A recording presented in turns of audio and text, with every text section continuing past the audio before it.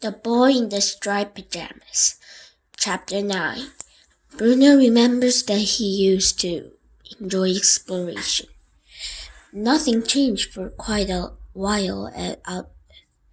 Bruno still had to put up with Gretel being less friendly to him whenever she was in a bad mood, which was more often than not because she was a hopeless case.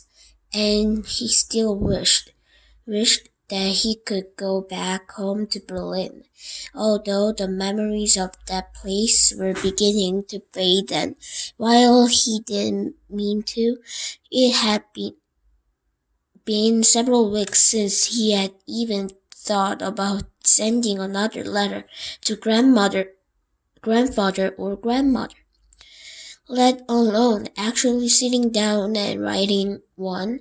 The soldiers still came and went every day of the week, holding meetings in father's office, which was still out of bounds at all time and no exception, and Lieutenant Cutler still strolled around in a black boots as if there was no one in the whole world of any more importance than him. And when he wasn't with father, he was standing in the driveway talking to Gretel while she laughed hysterically and twirled her hair around her fingers, or whispering alone in a room with mother.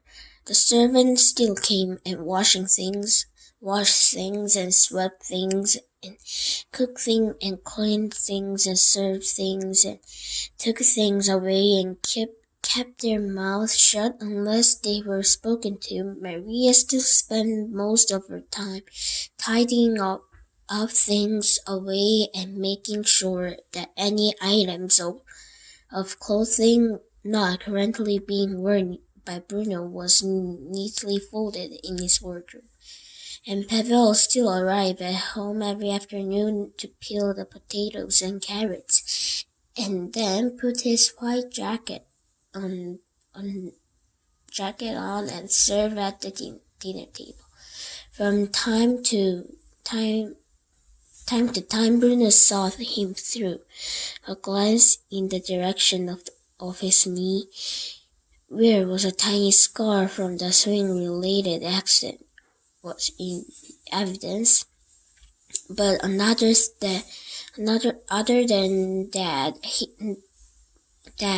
they never spoke to each other. It was time but then things changed. Father decided it was a time for children to return to their studies, and although it seemed ridiculous to Bruno that the school could take place when there were only 2 students to teach, both mother and father agreed that the tutor should come to the house every day and fill their mornings and afternoons with lessons. A few mornings later, a man called Hurlitz rattled in the driveway on the bonnet shaker, and it was time for school again. Hurlitz was a mystery to Bruno, although he was friendly enough most of the time, never raising his hand to him like the old teacher in Berlin had done. Something in his eyes made Bruno feel there was an anger inside him just waiting to get out. Hurlitz was particularly fond of history and geography, while Bruno preferred reading and art. "Those things are useless to you," insisted teacher. "A sound understanding of social sciences is far more important. In this day and age, grandmother always let us perform in plays back in Berlin," Bruno pointed out. "Your grandmother was not your teacher, though, was he?" asked Hurlitz. "She was your grandmother, and here I am your teacher. So you will study the things that I say are important and not just the things you like yourself." "But aren't books important?" asked Bruno. "Books about things that matter in the world? Of course, explained her lips. Another storybook. The books that the thing that never happened. How much do you know of your history anyway, young man?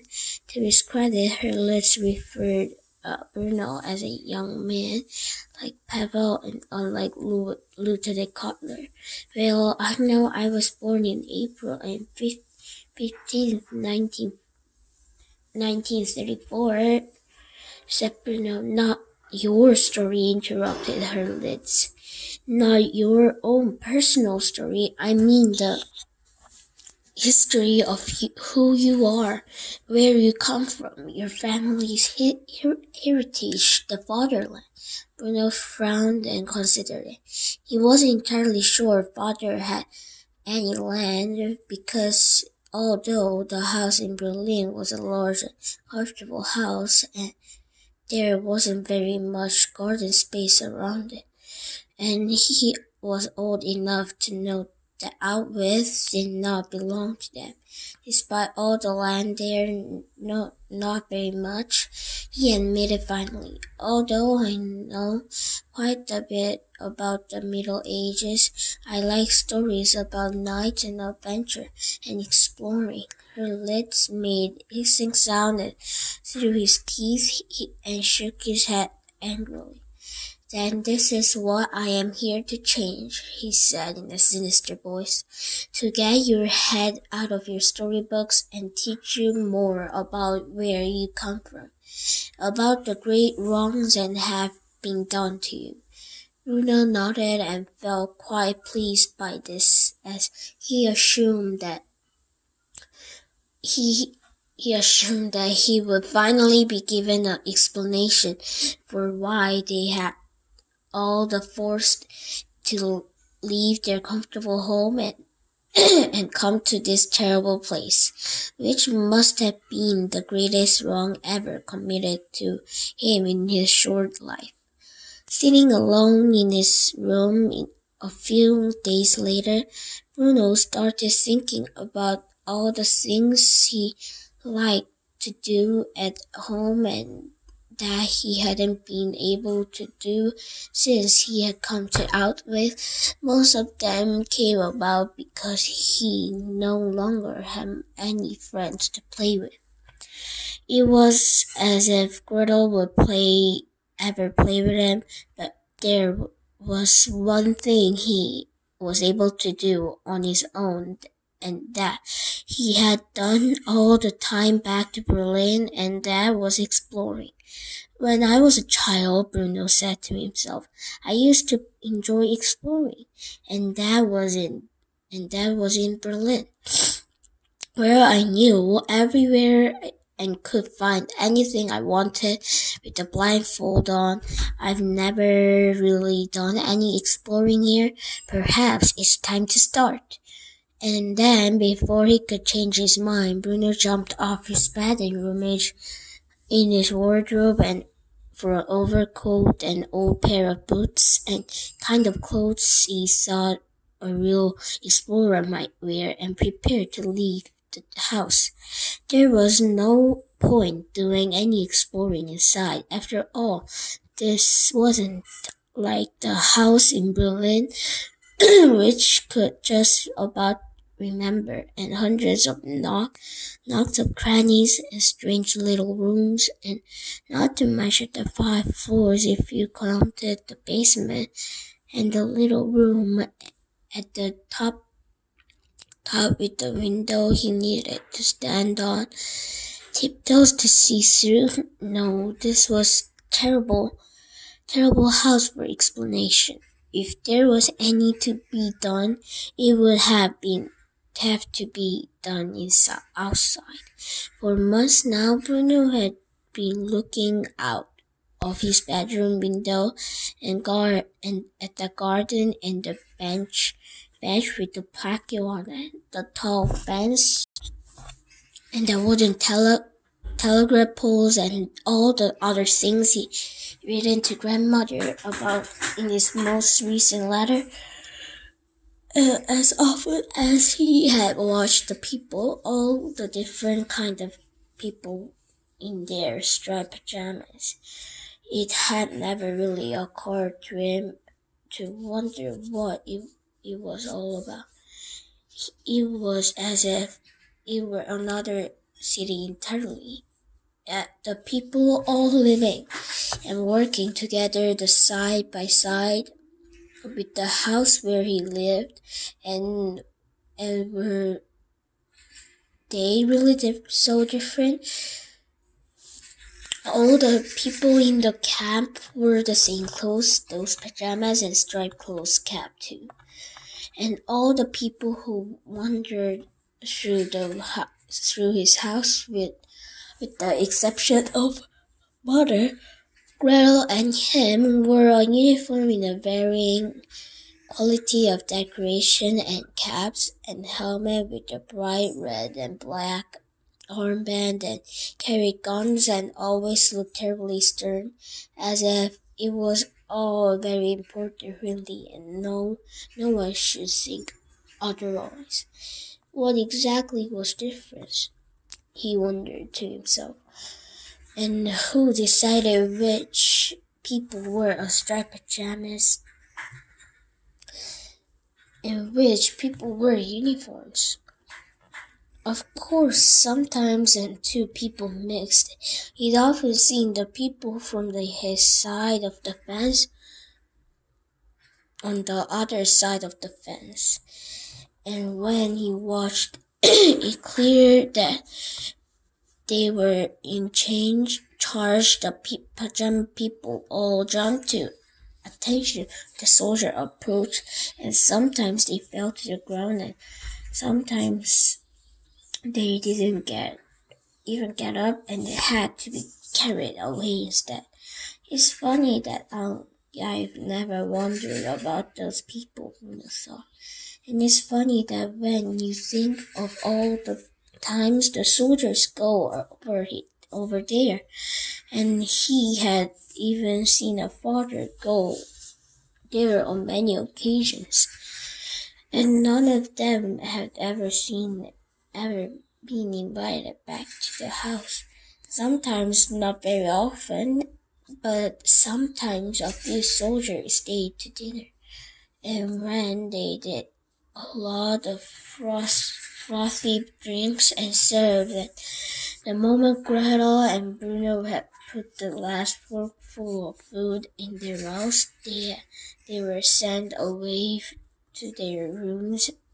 And then there was a lot of noise downstairs and terrible singing too. Father and Mother obviously enjoyed the company of the soldiers. Bruno could tell that, but they never once invited any of the striped pajamas people to dinner. Leaving the house, Bruno went round the back and looked up towards his own bedroom window, which was down here. Did not look quite so high anymore. You could probably jump out of it and not do too much damage to yourself. He considered, although he couldn't imagine the circumstances which he would try. He would try, such as he thought, idiotic things. Perhaps the house was on fire and he was trapped in there. But even then, it would seem risky. He looked as far to his right as he could see, and the tall fence seemed very scary on the sunlight, and he was glad that it did, because it meant that he didn't know what was up ahead, and he could walk and find out, and that was what exploration was all about after all. There was one good thing after her lips, and taught him about the history lesson. Men like Christopher Columbus and Amerigo Vespucci, men in the adventure stories. An interesting life that it only confirmed in Bruno's mind that he wanted to be like them when he grew up. Before heading of the direction. Though there was a final thing in the investigate, and that was a bench. All this month he'd been looking at it and staring at the plaque from the distance and calling it the bench with the plaque, but he still had no idea what it said. Looking left and right to make sure no one was coming, he ran over to it and squinted as he read the words. It was only a small bronze plaque, and Bruno read it quietly to himself. Presented on the occasion of opening of, he hesitated, as with camp. He continued, stumbling over the name as usual. June 1940. He reached out and touched it for a moment. The bronze was very cold, so he pulled up his finger away before taking a deep breath and beginning his journey. The one thing Bruno tried not to think about was he had been told on countless occasions by both mother and father that he was not allowed to walk in this direction, that he was not allowed anywhere near the fence or the camp, and most particularly that exclusion was banned at Outlet, with no exceptions.